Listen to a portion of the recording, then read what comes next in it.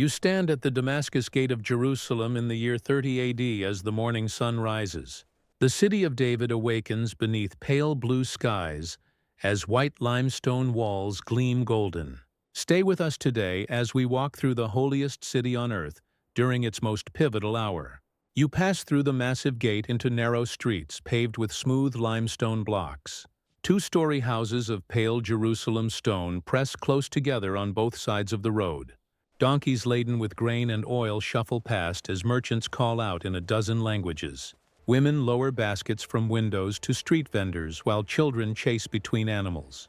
The air fills with the scent of baking bread, roasted lamb, and frankincense from the temple. Jewish pilgrims in dusty cloaks stream through the gate, having walked for days from Galilee. Roman soldiers in red tunics watch from the towers, their shields bearing the eagle of Rome. The street opens into the upper market beneath striped awnings of red, yellow, and white linen.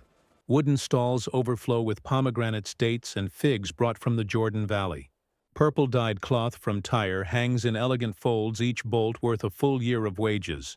Phoenician glass vessels catch the morning sunlight in brilliant shades of blue and green. Jewish merchants in fine linen bargain with Greek traders over spices from distant lands.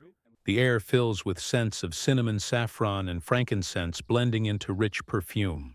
Silk from China drapes over wooden frames, feeling soft as water to the touch of your hand. Pharisees study the goods carefully in their distinctive robes marked with sacred phylacteries. Wealthy landowners arrive with servants carrying empty baskets to fill with imported luxuries. You follow the main street south as pilgrims from across the world fill the road ahead. They have come for Passover, still weeks away, carrying lambs and doves for holy sacrifice. Many have traveled from Samaria, Decapolis, and lands beyond Jordan to purify themselves here. The noise of thousands speaking Aramaic, Greek, and Latin creates an overwhelming constant roar. Ahead, the Temple Mount rises like a mountain, its walls towering 100 feet overhead. Some foundation stones weigh over 400 tons, each carved and placed by human hands. This is the center of Jewish faith for Jews scattered across the entire Mediterranean world. This is where heaven meets earth, where the God of Israel dwells among his chosen people. The scale of this sacred platform built by Herod the Great staggers the mind and spirit. You climb 15 wide stone steps worn smooth by millions of pilgrims over many decades. Priests in white linen robes ascend and descend in streams, their faces solemn with sacred duty. Pilgrims pause to wash hands and feet in ritual baths carved deep into the living bedrock. The water runs cold and clean, fed by vast underground cisterns holding millions of gallons. The sound of thousands of voices lifted in prayer echoes off the massive surrounding walls. You pass through the Hulda gates into the Royal Stoa, a forest of 160 columns. Each column rises 30 feet high, carved from white marble brought from distant quarries. Sunlight streams through eastern openings in golden shafts as the ceiling soars 40 feet up. This is the largest covered structure in the ancient world, built by Herod the Great himself. Beyond lies the Court of the Gentiles, a vast plaza paved in white stone holding thousands. Money changers sit at wooden tables exchanging foreign coins for temple shekels all day long. Temple tax must be paid in specific currency, not Roman coins bearing the face of Caesar himself.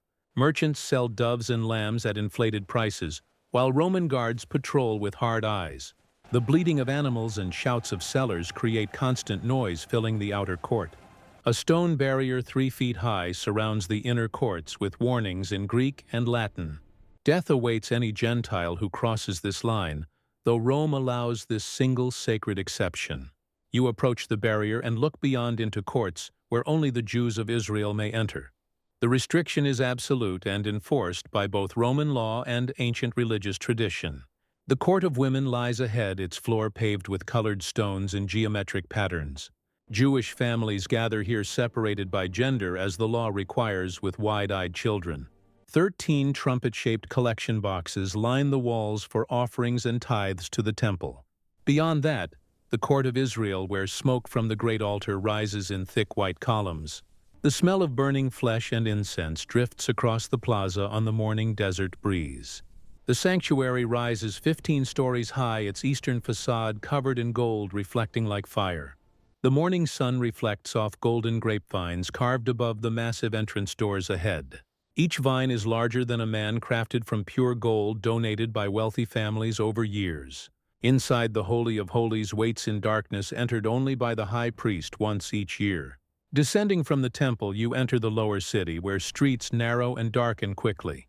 Sunlight barely penetrates between the buildings, crowding close above the narrow stone alleys. Rough stone houses crowd together, sharing walls to save space, as laundry hangs overhead, dripping. The smell of cooking fires, livestock, and waste fills the air where common people live and work. This is where carpenters, potters, weavers, tanners, dyers, and fishmongers make their humble living. You pass workshops where carpenters shape wood with bronze tools as women grind grain by hand.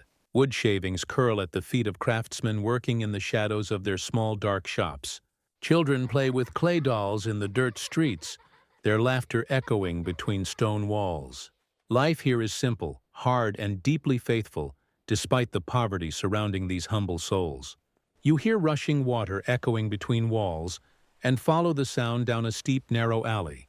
The Pool of Siloam appears, a rectangular basin 50 yards long, fed by an underground spring. The spring flows through Hezekiah's tunnel carved through solid rock 7 centuries ago. Families gather throughout the day to draw water in clay jars balanced carefully on their heads. Women wash clothes on the smooth stone edges, scrubbing with ash soap made from pure olive oil. The water stays cool and surprisingly clear, despite the crowds of people using it constantly. This pool has existed since King Hezekiah 7 centuries ago, believed to heal the sick afflicted. On Sabbath mornings, rabbis and teachers gather here to instruct their young students in Torah. Perhaps a carpenter from Nazareth stood in this very spot not long ago, but you cannot know yet. You climb west toward the upper city, built on higher ground where streets widen with every step. The buildings grow larger and more elegant with each passing block as you ascend the slope. Wealthy estates appear behind high stone walls guarded by iron gates with gardens peeking over tops. Palm trees rise behind those walls, a shocking luxury in this arid land where water is precious. These are homes of the high priest Caiaphas and members of the ruling Sanhedrin Council of Elders. Roman collaboration has made some families extraordinarily wealthy beyond anything common folk imagine.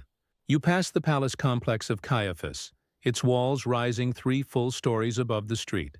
Guards in both Jewish and Roman dress stand at the bronze gates, protecting the marble halls inside. Inside those walls, decisions that will shake the world are made while common people pass unknowing. The sun begins to set, painting the sky in shades of orange, pink, and purple above the holy city.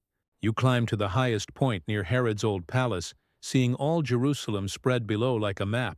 The Temple Mount glows golden in fading light, its walls turned to fire by the setting western sun.